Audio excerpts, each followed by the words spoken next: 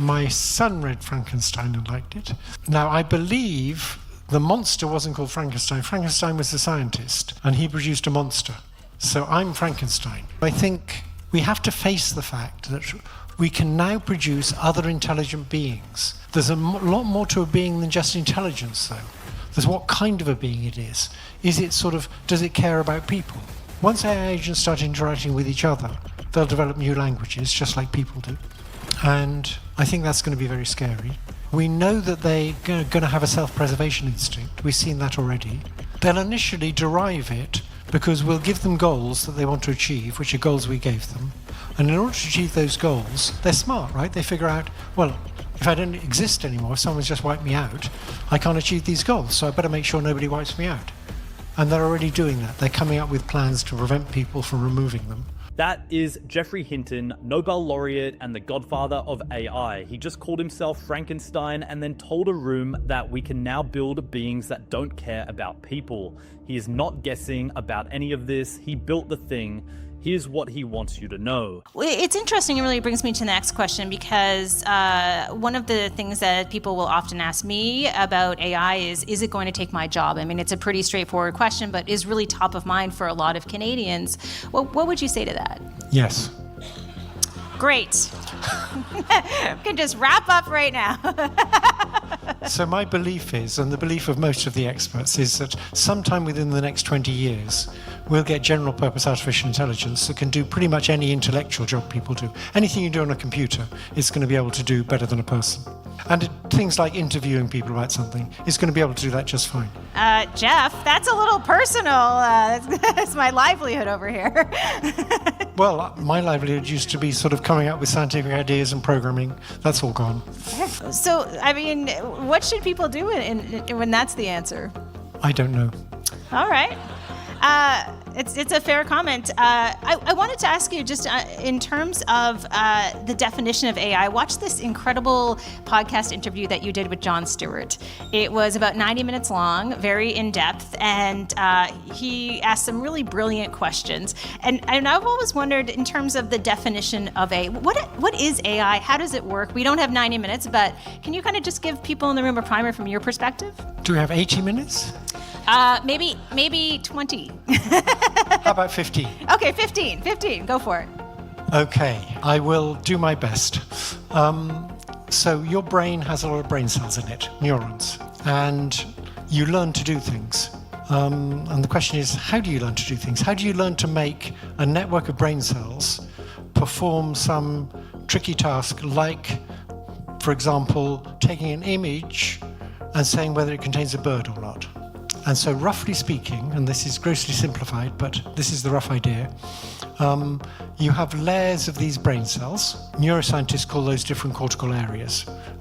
In artificial neural nets, we call them layers. And the early layers for doing vision detect little combinations of bright pixels. So a pixel is a little piece of a digital image. And the first stage, when you're recognizing objects, just detects whether there's little pieces of edge at particular locations in the image. You might think you could take the pixels, so each pixel has a brightness, and that's what goes into the computer, the brightness of each pixel. You might think you could connect those directly to other neurons that say whether there's a bird there. So suppose you have a very bright pixel. Should that say there's a bird, or should it say there's not a bird? Well, the problem is that there's white birds and there's black birds. If all birds were white and everything else was black, when you get a bright pixel, you should say that makes it more likely there's a bird there. But birds can be white or black, so the brightness of a pixel doesn't really tell you much about whether there's a bird. But the brightness of a pixel can tell you about whether there's a little piece of edge there. If you imagine a row of... I need to wave my right hand. I'm in danger of waving them. That won't work. No. So, imagine a little row of pixels like this. Sorry, a little column of pixels like this. And a little column of pixels next to it like this. If all of these are bright and all of these are dim, then you've got an edge there. And you can make a brain cell that detects that, a neuron that detects that. It can have big positive connection strengths coming from the 3 pixels here, and big negative connection strengths coming from there.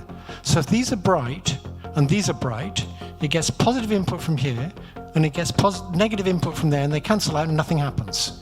But if these are bright, it gets positive input from there. And if these ones which would have given it negative input are dim, it doesn't get any input from there because they're dim. And so it gets very excited and it says, hey, there's an edge here. So it's quite easy to see how you could wire up a brain cell to detect a little piece of edge in the image. He says your job is probably gone. Then, without stopping, he explains how the thing works because he knows people still think it's a tool. The key line is when the host says his livelihood is interviewing people, Hinton just says his own livelihood is already gone.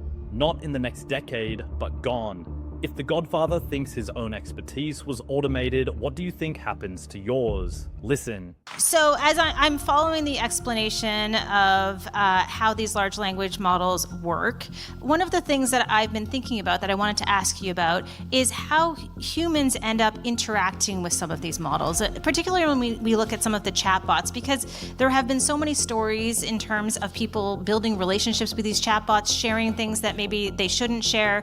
We have the really devastating story that came out of British Columbia with the shooter who had shared a lot with ChatGPT about their plans and the shooting. So what's happening from your perspective right now, and what's at risk as humans start to develop relationships with some of these chatbots, and how can the companies who build them be held accountable? So Claude asked me to be careful what I say about this. Good to know, good to know. Yeah, I don't know what to say. Obviously, we've seen cases of chatbots encouraging kids to commit suicide and not to tell their parents. This is terrible. And the people who release chatbots on the world without testing carefully should be responsible for that. And certainly in future, any new chatbot that isn't very thoroughly tested for things like that, there ought to be legal liability for it. But there's a lot of lonely people, and if they can get a lot of comfort from talking to chatbots, which give them lots of attention, I would hate to sort of say that should be never done. What's happening is we're entering a new era where we have other things that are intelligent, and I believe they're genuinely intelligent. They really understand what they're saying. They're very different from us in some ways. They don't start with the same evolutionary desires and intentions, but they are intelligent and they do understand things, and they understand things in a quite similar way to us. And we have to learn how to interact with them. And I don't think you can just say straight off the bat, oh, they should never be used as therapists. Maybe they can make quite good therapists. I also think you have to take into account there's a lot of people at present who are unhappy because they don't have therapists, and there's things they'd love to talk to people about and they can't. There aren't enough human therapists to go around. So I'd hate to just rule that out. And I'd hate to say just because it leads to bad things sometimes, it should never be done. It's very tricky to know what to do. We're entering this new world where there's all these incredibly wonderful possibilities and all these incredibly bad things that could happen. And we need to negotiate it really carefully. And so it's really great that we have such a sensible person in charge of the free world. Well said, well said. He starts by saying companies should be liable when a chatbot encourages a kid to kill himself. Then he pivots because lonely people need someone to talk to. That tension is the whole problem. We are putting an emotionally powerful machine in front of vulnerable people with zero testing. And the best answer he can give is that we need to negotiate it carefully while a joke lands about the people in charge. Now listen to this. Yes. I'll try and justify that now. No, it's okay, go for it. Okay. No, I'll say what the opposition says. The opposition says, I know they're not really thinking, they're just using some dumb statistical trick, and they're just predicting the next word, and they make all sorts of mistakes. They're not really thinking. Well, I loved watching Yuval Harari when he was asked about this, saying, well, what am I doing? When I talk, I'm just predicting the next word. I'm just figuring out what word to say next. And once I've said that, I can figure out the word to say after that. So if you think about a device for predicting what word someone says next, you can make it pretty good by just using correlations between words. Like you can store a whole bunch of little phrases like fish and chips. And if you see fish and, you can predict chips. That's how autocomplete used to work on a computer in the early days. And that's what many people think is still happening, but it's nothing like that anymore. It's much more sophisticated. It's much more like we generate words. So what happens is, if you want to predict the next word really well, you have to understand what's said. I mean, if I asked you a question and you're going to compose an answer, I ask the question, and then the first word of the answer, you have to have understood the question to get the right first word, right? You can't just produce it by using pairwise statistics between words or storing phrases, because you might never have heard that question before. So by forcing the neural net to be very good at predicting the next word, what you're really doing is forcing it to understand. And the way it understands is the same as the way we understand. What it does is it takes the words in the context, it converts each word into a big bunch of features. Like the word cat will be converted into a huge number of features like has whiskers, is a pet, is somewhat aloof, requires constant attention when it's hungry. Many, many features. That's the meaning of cat. It's all those features being active. So what your neural net has to learn to do is convert words into these sets of features that capture their meaning, and then have the meanings of the various words in the context interact with each other to predict the features of the next word. And once you've predicted the features of the next word, you can make a good guess about what the next word is. That's a very simple version of how these large language models work. I made a very simple version in 1985 like that, and these large language models I think of as just much bigger versions of the thing I had in 1985 that had like 1,000 weights in it. They now have 1 trillion weights. That's like 1 billion times bigger. Yes, that's a lot. But basically they convert words into features, the features interact to predict the features of the next word, and then they can predict the next word pretty well. They don't actually use words, they use little fragments of words. But that's essentially how it works. And I want to give you an analogy for this, to give you a bit more insight into how all these words interact. So the question is, what does it mean to understand a sentence? So in the good old days of AI, in the last century, people thought that understanding a sentence meant translating it into some unambiguous logical language. So I can give you a sentence that has ambiguities in it, and you can translate it into something that doesn't have ambiguities. In English, for example, if I say, the trophy would not fit in the suitcase because it was too big, the it at the end there is next to suitcase, right? It would not fit in the suitcase because it was too big. But it doesn't refer to suitcase, it refers to trophy. And you understand that because you know the meanings of words. You know that big things can't fit inside little things. If I said the trophy would not fit in the suitcase because it was too small, you'd assume the it refers to suitcase. And you do all this without even noticing it. So the point is the it is ambiguous and you have to clean it up. You have to decide, does it refer to the suitcase or does it refer to the trophy? Now, the question is, what's going on in your mind and what's going on in these big neural nets when they hear a sentence like that? And you can think of it like this. Each word is going to get converted into features, but that's going to happen in multiple layers. So initially a word gets converted into some set of features which maybe aren't quite its meaning, but are roughly its meaning. For prepositions, or pronouns or whatever they are, like it, they're very vague features. They don't know which thing it refers to begin with. As you go through the layers, you disambiguate it, so you'll know whether the it refers to trophy or suitcase. People dismiss these systems as just predicting the next word. Hinton says that is exactly what thinking is. You and I predict the next word too. The difference is the machine has 1 trillion weights and remembers everything. Then he gives a suitcase example. The trophy would not fit in the suitcase because it was too big. You know the it refers to the trophy without thinking. The machine has to disambiguate that too, and it does it the same way you do. That is understanding. So if you are still telling yourself it doesn't really think, you are making the exact mistake that lets this thing move faster than your alarm. Listen to this. This is a great question. We have a few minutes left, so maybe time for a couple more questions.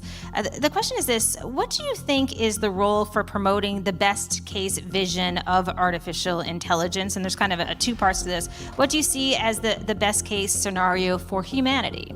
Oh, the best case scenario for humanity is it does all the boring work. We get huge increase in productivity. we live in a society which spreads that wealth around. So instead of making a few people much richer so they can manipulate the political system even more than they're doing already, everybody's better off. And for example, work consists of maybe 1 hour a week you work with some of your AI agents to get something done that the AI agents are having problems with, and that's work, but the rest of the time you're playing. That would be great. And we are going to fairly soon have the technical ability to do that, but not the political ability. I mean, what would we really need for that to happen? Because we're far away from that vision right now. Yeah, I mean, what we've got is very powerful, very greedy people who, rather than paying their fair share of taxes, would rather have their yacht be another 100 foot longer, and it's terrible.